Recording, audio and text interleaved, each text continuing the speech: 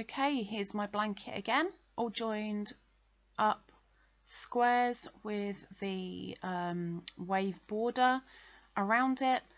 I used a single crochet join to do these, a little bit more robust. Even though there's a ridge, it's perfectly fine and it suited me, so that's what I used.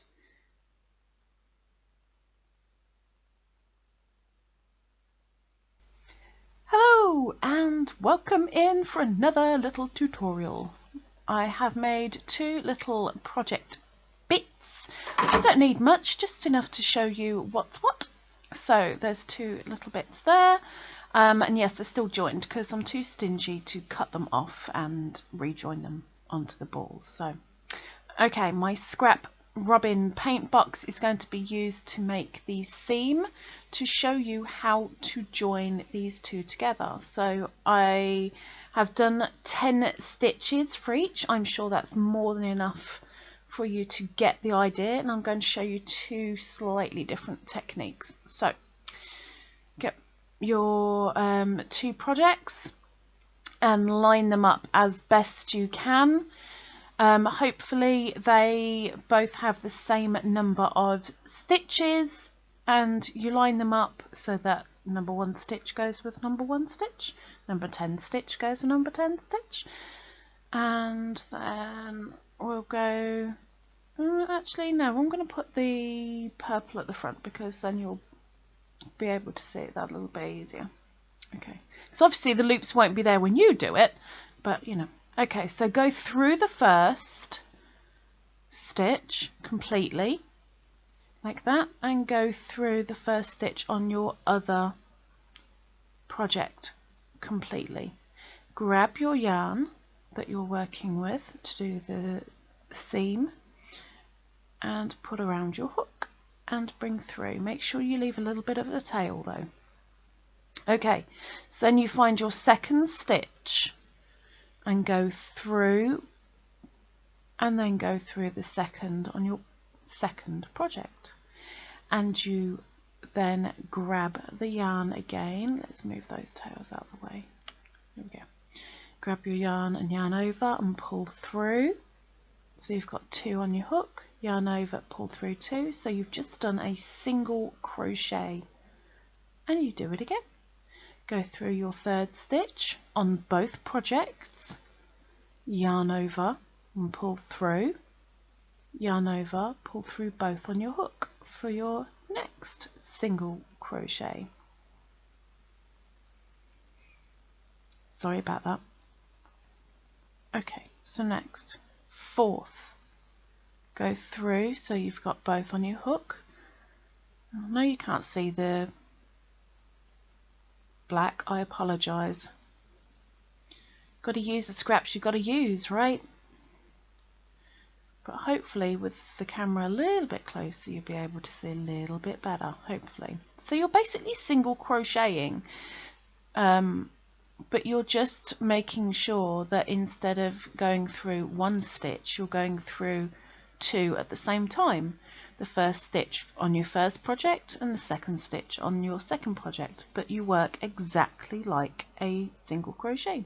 So let's do your 5th, and yarn over, pull through, yarn over, pull through 2, and then let's just do the rest. And if you're worried about my nails, blame my subscribers from my Friday live chats.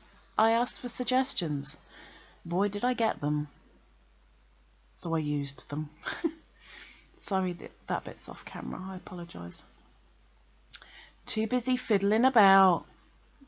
Okay, and make sure, just got to get in that last one. Now this one's on a corner, which is it was a bit tricky, so I apologise.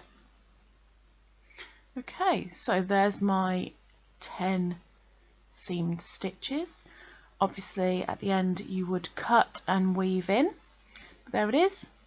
It's strong, it's sturdy. You can see it on the other side, so be wary of which colour you are using.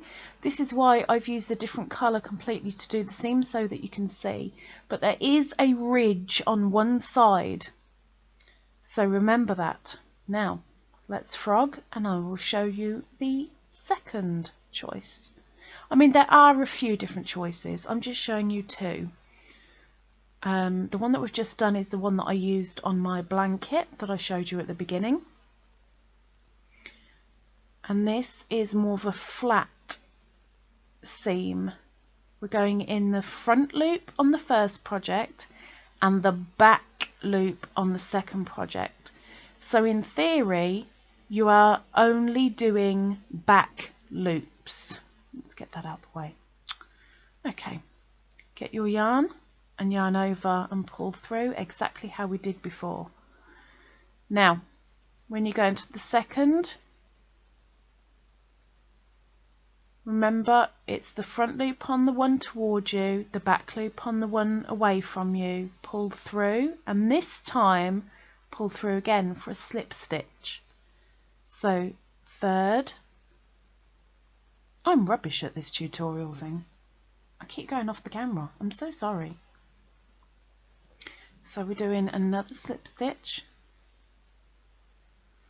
and go into the fourth, front loop only, just like that, and the back loop of your second, pull through and pull through again to make your slip stitch.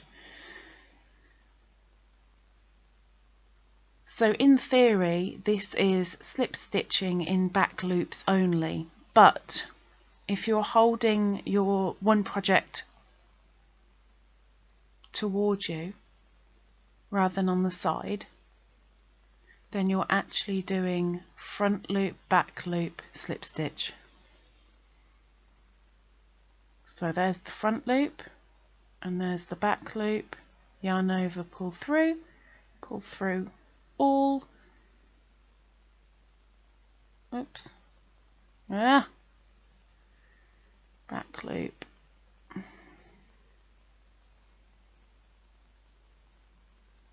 and let's do the last one that's on the corner. That's tricky, I'm so sorry.